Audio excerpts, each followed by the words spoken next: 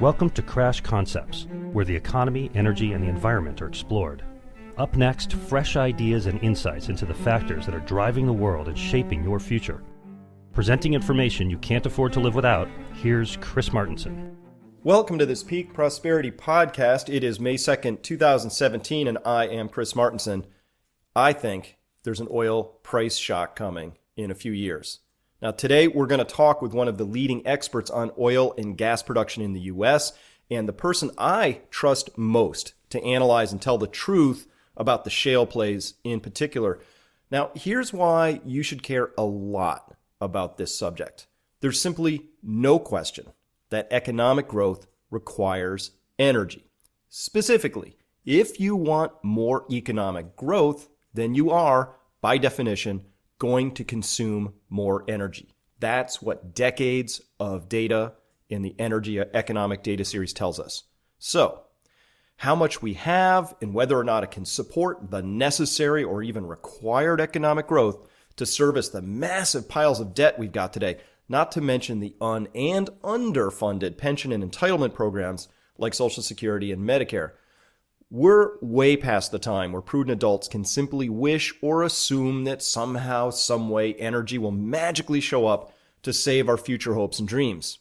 And it's also past time to begin planning for a very different future of less. And that begins with a grounding in the base data. So that's what we're going to do today. And if you choose not to tune in, then you will be among those who cannot see what the future holds and will have to content yourself with whatever comes your way.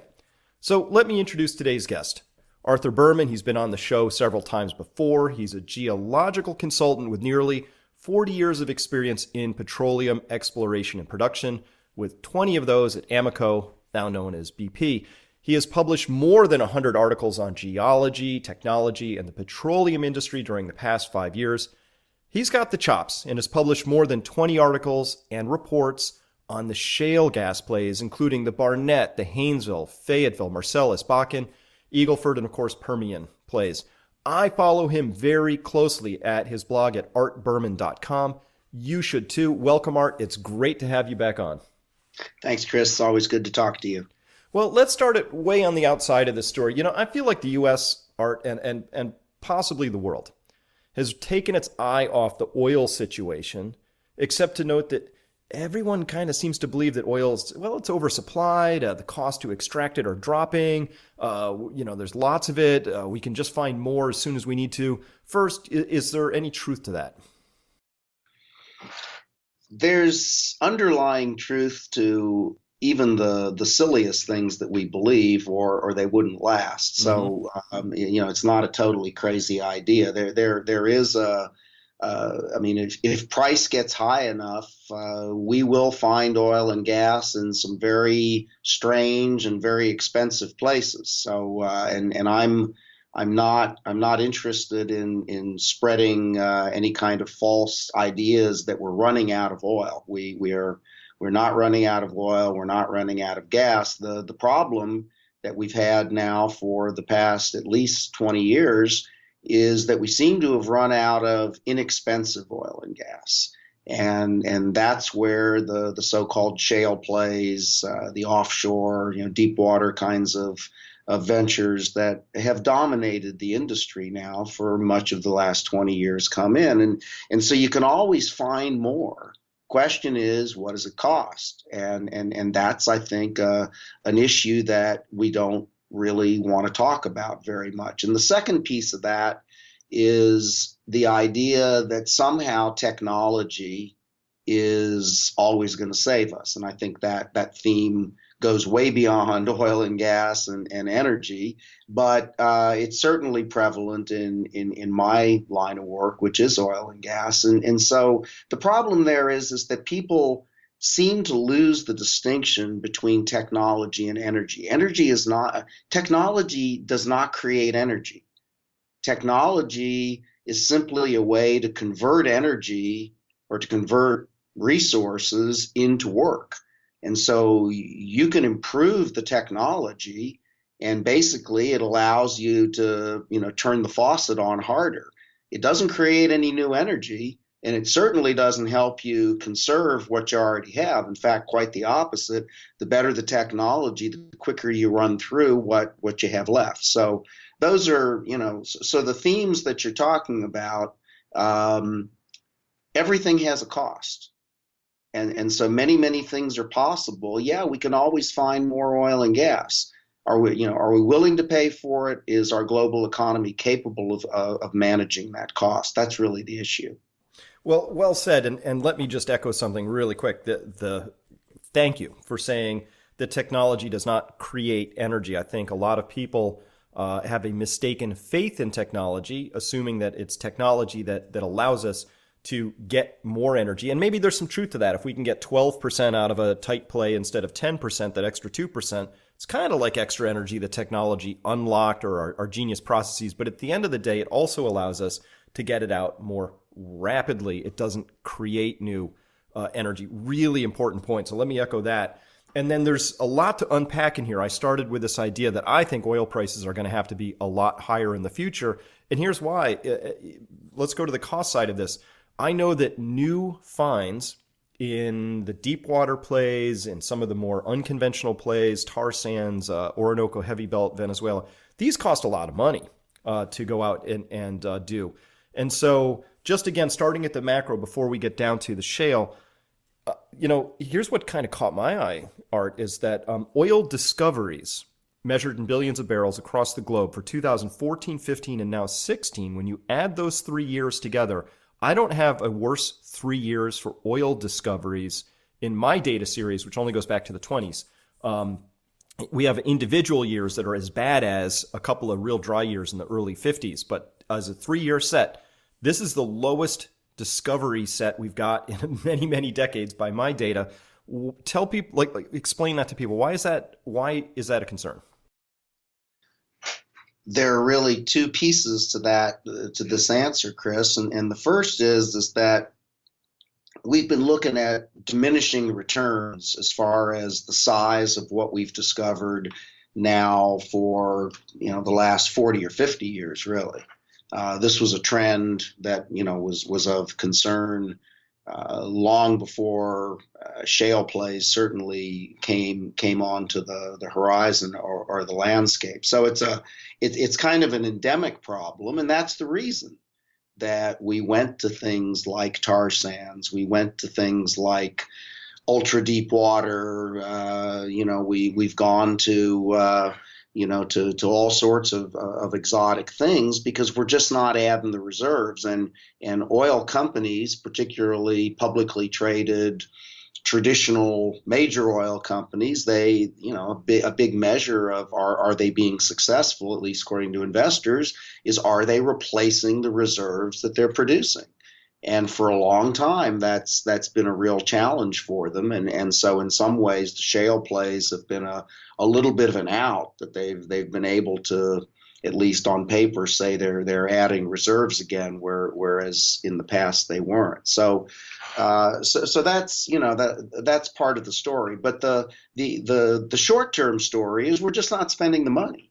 Mm-hmm. Okay, we've had a collapse in oil prices. And, you go from several years of $100 oil, let's just say as a round number. It was actually more than that for a while. And then you go to oil prices that average, $45 or $50, and everybody tightens up and they got to cut back their spending on everything. And most particularly, what happens is that we look for this measure called return on capital. Okay, so if I got $1 to spend, where can I not only get the biggest bang for my buck, but the quickest return? Because obviously getting your money back sooner than later is an important piece of time value of money and just basic economics. And the truth is that most of the larger discoveries that have been made any time in the last 30, 40, 50 years have all been in very difficult, expensive kinds of terrains that take years sometimes a decade or more from discovery to first production, all kinds of cost overruns, et cetera, et cetera. Bottom line, lousy return on capital invested. Okay, so we come along with the shale plays, and here's a way that we can spend a limited amount of money, drill a couple of wells onshore, relatively inexpensive compared to offshore platforms, and get a return. Get something back pretty quick. And so what's happened since prices collapsed is that the emphasis has shifted from these big long-term kind of projects that have many, many years before they start to even show any monetization, much less paying off your investment, to quick pops, things that we can do without committing a lot of capital to. We can start them, we can stop them, and we get a fairly quick return. That works great for the companies, or it works better than anything else. But it's not really great for long-term supply. So we're just not investing the money in the big stuff. That's the simple answer. Not just the big stuff, but also I think in some of the trickier fields, the infill drilling and the other EOR, end of oil recovery sort of processes, steam injections, whatever. It seems like a lot of investment is just tailed off. And yes, the new investment is pouring into the shale because you have these quick returns and all of that. But it was the old conventional fields that we built our entire industrialized economy on. And these were the fields where you could stick a straw in the ground, and that well might produce for many decades afterwards. So yes, there's a long lead time, but it creates a sort of like, I guess if the analogy here would be, the old conventional fields are sort of the base load generators in the electrical grid. And then the shale comes on as kind of like your gas-fired power plant. So it's like, it gives you quick spurts and all of that. But is that fair characterization for me to think that there's been an underwhelming or even an under amount of investment in what we would call the baseload oil generation? Well, that's exactly right. But here's the reason. It's not because we're ignoring it, and it's not because we're stupid. It's because we found all that. We found all the good stuff, all the easy stuff. That was found decades ago. And that's, going back to the first point I made when you asked the question about, why are we having such lousy years for discovery? It's not a new problem. Mm-hmm. Okay. So we just don't know where there are more, Saudi Arabia size, Prudhoe Bay, North Alaska size, Cantarell, Mexico size fields. If they're out there, we don't know where they are, and our technology doesn't allow us to see them. So, in a way, it's like your base load is dwindling. You got to replace it with other stuff, or you're not going to have any power at all. Well, indeed. So just to put it in context, let's round up. There's 90 plus million barrels a day of liquids fuels on the market right now per day. Let's round up to 100. If we say that, again, to round, just to make this all easy, that there's 5% decline rates in the existing fields, that means you have to replace about 5 million barrels per day per year. To put this in context, how much shale oil are we getting out of the U.S., which has really been, I think, overbilled as this swing producer capable of ramping up at a moment's notice, could really hit the shortfalls. If we were having to replace 5 million barrels a day per year out of existing baseload, to put shale in the U.S. in context, if you can, around that number. Sure. So to use round numbers, the tight oil, if you will, the shale in the U.S. produces about 4.5 million barrels a day. Okay, so but that's that's not that's a number that has to be continue. You got to keep drilling and drilling and drilling to even keep that number flat, much less growing. So you're talking about needing to add that amount every year. And that possibility, trying to be realistic as opposed to pessimistic, it's just I don't see how you can do that. I don't think that the size of the resource is big enough, at least in the United States, to do that. So it's great. You found 4 or 5 million barrels a day that you didn't think you had, but can you do that every year? Absolutely not. We've kind of done it once. And the additions that we're making, although they're praised in the press, we're not in the most optimistic scenario. Maybe we're going to add 1 million barrels a day for a couple of years before all that goes away. So no, the world is in very bad shape when it comes to where might we find, forget about what we are finding, where might we find that 4 or 5 million barrels a day every year that we need? And shale is a piece of it, but it's not the answer. Yeah, well said. And so that's really where I was getting to with this idea that I think there are higher oil prices in the future, and not least of which is that we know there's more offshore. We know there's more in the ultra deep water. We know how much it costs. We have some idea that there is more there. So obviously we'll go for more if we need to. But the prices will have to at least come up to, well, I would call it the marginal cost of production. But I mean, the prices have to come up higher than they are for a company to even say, yeah, that's worth it. Let's go do that. So that's kind of my view, is that we're going to need more oil in the future, and it's going to have to come up to not the marginal cost of production of shale, but the marginal cost of production of those other marginal barrels that are out there, whatever else is in the world. I mean, is that a fair way to think about it, or is oil like just such a different commodity we can't think about it that way? It's a commodity like all other commodities, and you're thinking about it exactly correctly. That's the way you have to think about it. And so, what is that price? I mean, and of course, nobody really knows the answer to that. But just to kind of clear the garbage Mm-hmm. from the daily headlines.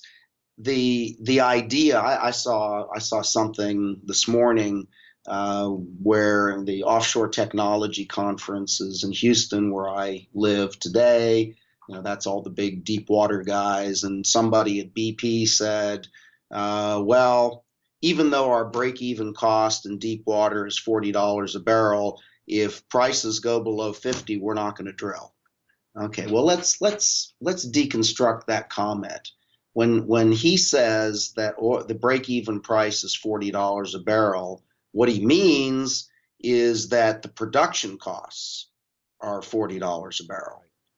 Forget about all the exploration. Forget about all the cost of building platforms and pipelines. When all of that cost is already spent, then the physical cost of just lifting and producing and paying taxes on the produced oil is $40 a barrel. That's a real different number than the marginal barrel you're talking about, Chris. I mean, the real number for the deep water is probably at least $70 in a very optimistic scenario. So when he says they're not going to do any drilling in deep water, BP is a global leader in everything, but in deep water, and the price of oil today is not $50. Kind of hard to be optimistic about that, isn't it? Well, it is. And so this gets to a really important point, and you said clear the garbage from the headlines. And I feel like that's what we're doing here in the opening parts of this podcast is in the United States, I have to deconstruct things that people have been reading, which I consider to be a little bit on the spin side, a little bit PR, sometimes overt propaganda, sometimes just flat out lies. So to help sort of bring some clarity to this, this idea of a break-even cost, you just mentioned, very important concept here, that when somebody says, here's the break-even cost of getting this barrel out of the ground, that might be what's included if all you're looking at is the well has already been drilled and you're just trying to get oil out of the ground. That's one way to look at it, the simplest. But we have to go wider than that. And what we really care about as investors in this space would be the all-in cost, which I believe people at these oil companies like to be paid salaries. I believe they have taxes that are due, severance taxes, income taxes. I believe that they've got royalties. They've got all kinds of things that are actually part of their operating structure. So when you mentioned, in things that we've read that some of these shale plays are able to break even at 20 a barrel or 30, somewhere in that zone. Is that a break even number, or is that an all in number? No, that's a break even number.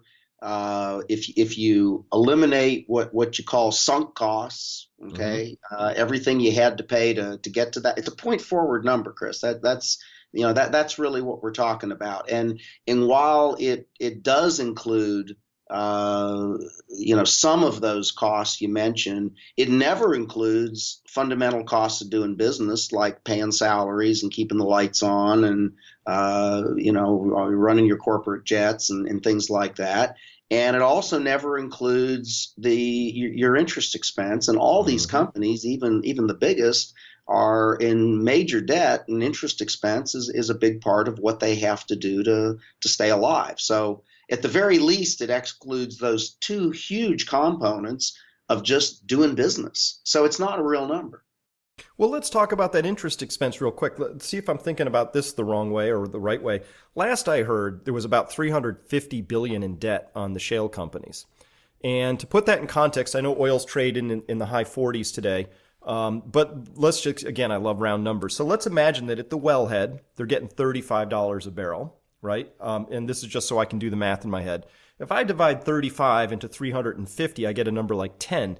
That means that they would have to extract 10 billion barrels just to pay the debt back without interest costs on top of that, without any shareholder return. I mean, is there another way to think about this business? I mean, to me, that's classic business 101. If they have 350 billion in debt and they're selling stuff for $35 a unit, they need 10 billion units just to clear out the debt before they begin to add to things like, shareholder equity or interest payments or any of the rest of that. Is that fair? That's fair, and as you know, it's back of the envelope, and it's a little bit more complex than that. But if you're just trying to get a quick read on how we doing here, that's a great way to do it. And if that doesn't look good, then you need to dig deeper and find out what's really going on in the complexity of it all. And that's the reason I spend a lot of time looking at these annual reports that the Securities and Exchange Commission requires of publicly traded companies, even ones that aren't based in the U.S., because they're required to provide something called the standardized measure, which is, okay, given oil prices or gas prices, whichever you're dealing with today, what do you project to be your future cash flows? Mm-hmm. Just to produce those reserves that you've already proven. And what I'm seeing is that the cash flows that they're projecting and the reserves that correlate with them are about a third of what they were in 2014. Okay, so we can talk all about break-even costs getting lower all the time, but we're doing that by writing down huge reserves and projecting a whole lot less profit, if you will, for the companies and their shareholders. Now, there's just no way to spin that into a good thing that I know about.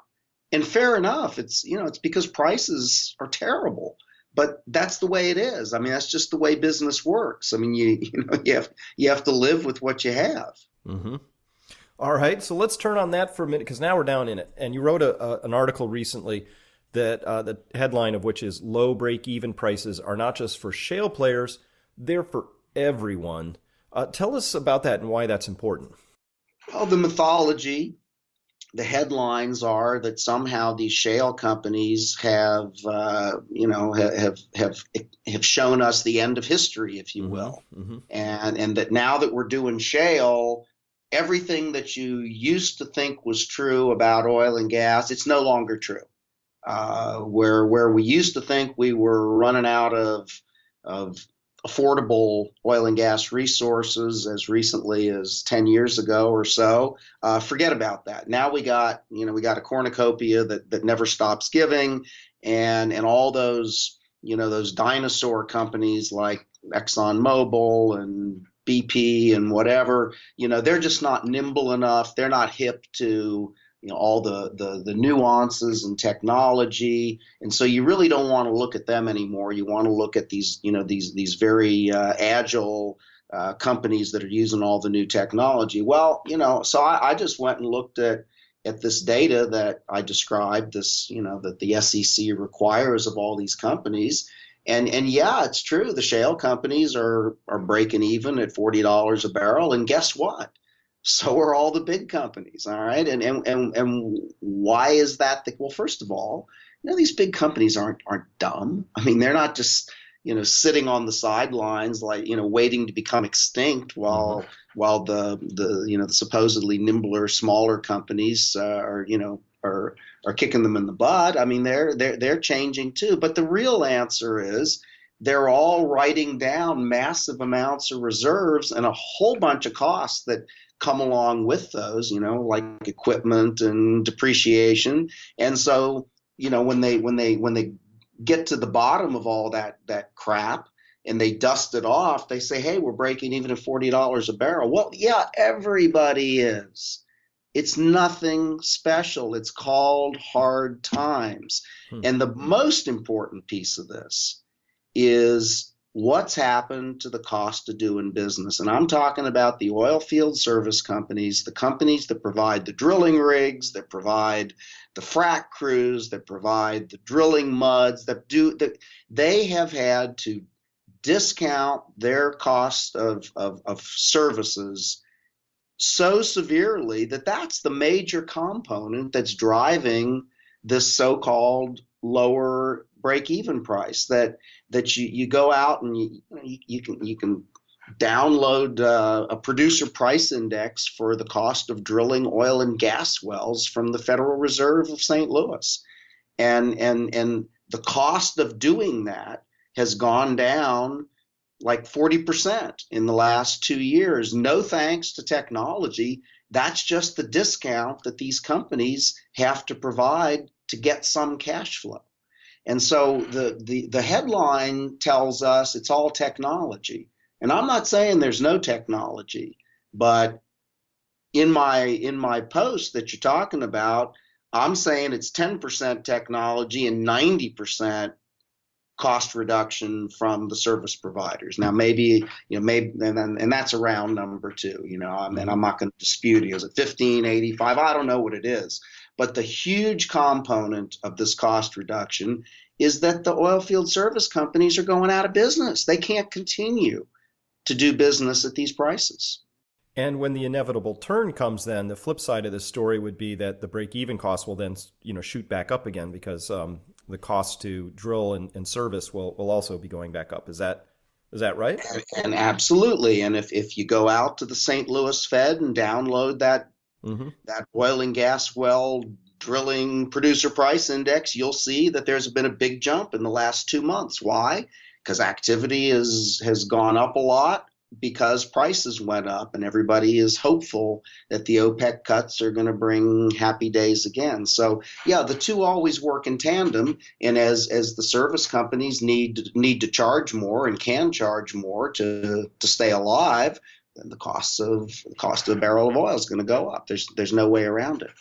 All right. So the shale story really, the headlines are just screaming constantly, technology, technology, technology. It is a component.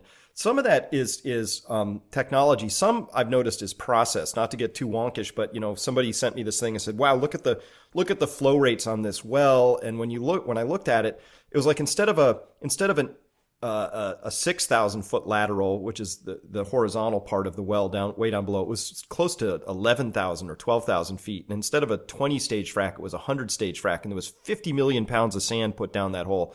So my first thought was, well, yeah, you basically drilled 2 wells or something like that. That feels like a process improvement, which is, I'm sure there's amazing technology. I don't want to diminish the skill involved, but I do want to say that that sounds like we're supersizing a process we already understood. And that to me feels like just a way of, I'm not sure that that's helping us get more out of the ground at a better price. I'm not clear on that. What are your thoughts there? The question to ask always is, gee, guys, that's great. What does it cost? Mm-hmm. Okay. And so we have an important razor, I guess you'd call it. Are you actually producing new reserves, or is this a case of rate acceleration, that you're just accelerating what you would produce anyway without spending all that money and not drilling that 11 or 12,000 foot horizontal and not pumping all that sand in and all that kind of stuff? And I did a study which I published on my website not very long ago on the Bakken play in North Dakota, which is one of the 3 big components of of tight oil or shale oil in the United States. It's, pretty nearly 1 million barrels a day. And what I discovered, to my surprise, really to my surprise, because I've kind of liked that play as much as I like any of these plays, is that we're starting to see signs of depletion. Okay, that it looks to me like we've overshot the limits of efficiency as far as infilling locations go. Does that mean that the Bakken is done? Well, no. I mean, it's going to continue to produce for a long, long time, but the likelihood of it increasing production very much, except by rate acceleration, is low. All right. Well, now that's a big wake-up call, because we've been led to believe that this tight oil resource is, it's the gift that keeps on giving. And here's one of the three major legs to this stool in the United States, and 10 years in, and it's starting to show signs of losing its momentum.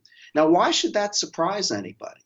I mean, these may be unconventional reservoirs, but the laws of Earth physics don't change for them. Mm-hmm. And there's hardly a field anywhere in the world, or a play anywhere in the world, that doesn't reach a peak and start to decline. And 10 years is for a round number, is a pretty darn good number for when you've maxed out on growth in supply. And so, so this came as a big surprise, and needless to say, I got a lot of criticism, not the least of which was from the officials in North Dakota, who couldn't imagine, who this person was who dared to question all of their good work. But the data is pretty clear, and really and truly, nobody has come to me and said, well, Art, here's what you did wrong. And so what's that say? Well, that says that we're going to start seeing the same thing in these other plays. So and the thing that really worries me the most is water production. We never hear about water production, but water is not a useful component of gasoline or jet fuel or anything else, and yet it comes with the territory. You're going to produce a certain amount of water.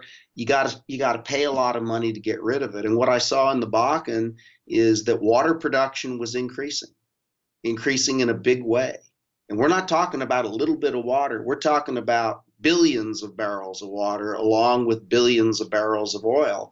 And I go out and look at the Permian Basin, which is a much younger play, and the water cuts, the percentage of water as a percentage of the total oil plus water produced, is already 80-85%. What? Really? Really. Wow. Wow is right. Okay, so this is the dark side. So there are really two dark sides to the shale plays. The first we've talked about is that because of all the great technology, you're going to run through it faster than if you didn't have the great technology. The second is that because it's an unconventional accumulation. Okay, it doesn't have a trap. It doesn't have a way to get above the water or to produce it more slowly so you don't pull the water in. It comes with the territory. There comes a point where you're just going to produce more water than you can pay for your operations. And I'm not trying to be a doomster here. I'm just, this is my profession, and when I see 80% water cut early on in the life of a field or a play, I'm starting to say, wow, that's not a good thing. Now, just to help people understand this, the Bakken rounding, the play is down about 10,000 feet. So as water starts to intrude and you're lifting, say, 1 barrel of water for every barrel of oil, you still have to lift that barrel of water 10,000 feet, right? It's got to come up a couple of miles. Is that, I assume there's an energy cost associated with lifting water, because when I carry pails of water upstairs, I get winded. So I'm assuming it doesn't come out of the ground for free, right? You got to lift it.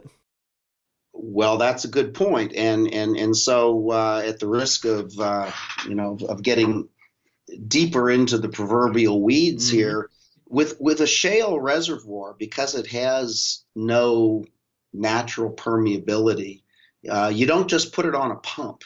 like we do a conventional reservoir. Okay, we don't you fracture it artificially, and presumably if you put it on a pump, all you do would be to pull from the fractures that you've created. So you wouldn't actually be pumping from the storage.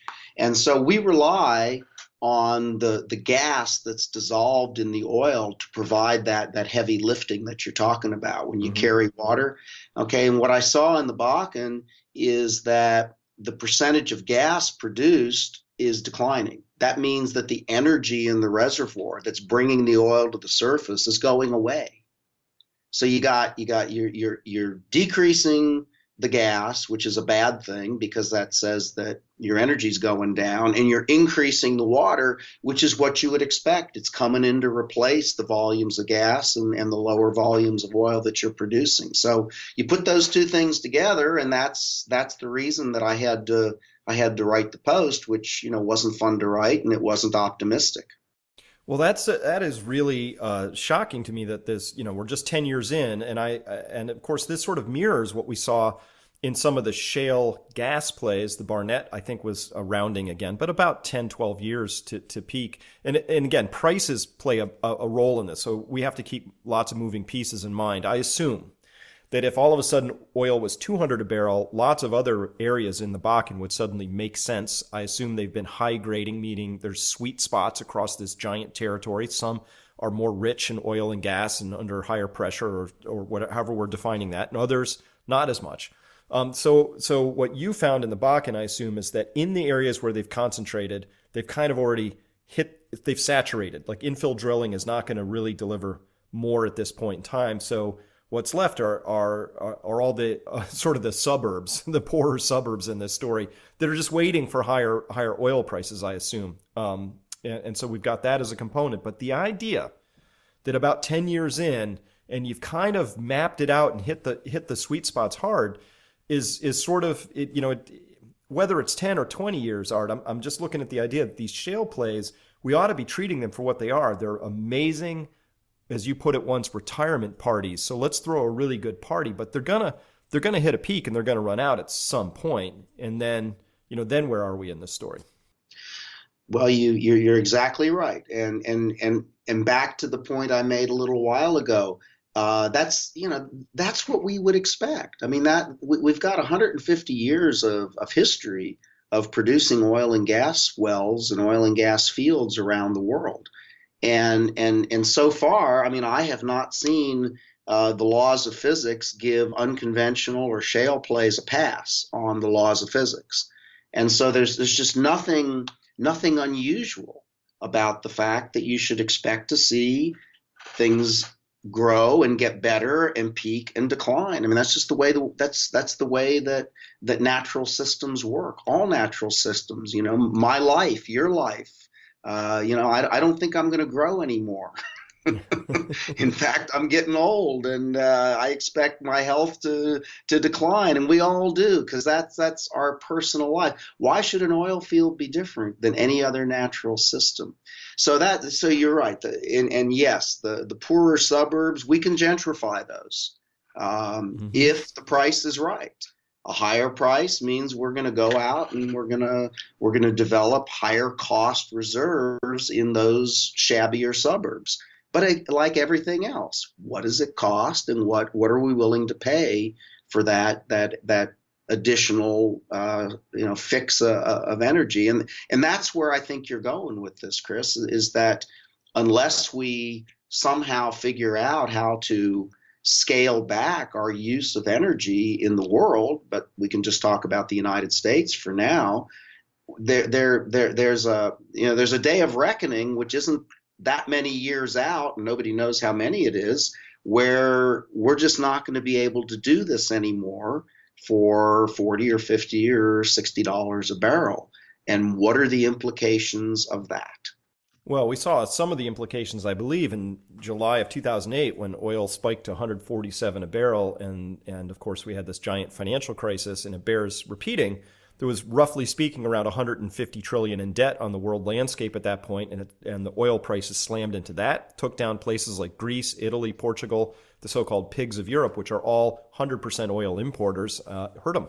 And now, if we hit a higher oil price, my prediction is, well, now we have about 250 trillion in debt on the books. It's a much different landscape. And so you said, what are we willing to pay? And I'm also asking, what can we actually afford, given where we are economically in this story? And maybe that's two sides of the same coin. Skipping ahead now to go back to something you said. You talked OPEC really quickly. I would love to get OPEC on this podcast. I'm looking at the oil production here for the OPEC top 13 exporters. It really spiked up. They hit just a little over almost 33.4 million barrels a day. It's since come back to 32. So almost a 1.5 million barrels of production from that little spike, but generally at around the 32 level where OPEC's been producing. Is this any sign that the cuts are working or that they're sticking to it, or is OPEC irrelevant? What's going on here now? OPEC is far from irrelevant. The U.S. press would like you to believe that they're not as relevant as they used to be, but I promise you they are very relevant, and maybe what they're really talking about is OPEC is an unhappy family. Mm-hmm. And there are rich OPEC members and there are poor OPEC members, and they've all got, just like any dysfunctional family, they've got their issues, okay? OPEC is not a united front. However, bottom line, I've got a graph on my latest post that actually shows production from OPEC plus Russia and Mexico, which are the two main countries that have joined with OPEC in this cut. And as far as I can tell, they have cut about the 1.8 million barrels a day of liquids that they said they were going to cut. Mm-hmm. And is that having an effect? Yes, it's having an effect. It has to have an effect. I mean, you can't cut 1.8 million out of 90 million barrels a day and have there be no effect. And we're seeing that inventories, the amount of oil in storage, certainly going down in outside the United States, and more lately, it's going down some in the United States. So I mean, this is what we would expect. If you produce less, then there's going to be less supply, and eventually things are going to hopefully get back to what you'd like to call normal. The point that I make repeatedly, and I think all responsible analysts do, is we got a long way to go, because we've stored up awful lot of oil over the last 2 or 3 years when prices were low, and you do that because it's cheaper to store it than it is to sell it, and so you store it hoping that you can sell it later for more money. That's just the way that the futures markets in commodities work. So with the cuts in place, assuming that they're working, and I'm saying I think they are based on the data that I have, when should we expect to see prices get back to something that that maybe would stimulate investment in some of these environments in deep water, for instance, where we need to spend money to develop future supply? And the number that's thrown around a lot is $70 a barrel. I don't know if that's the right number, but let's use it for now. And so if we just look at, how much of this global inventory needs to be reduced to get there, assuming that the present will be like the past. We don't know that, but we'll assume that.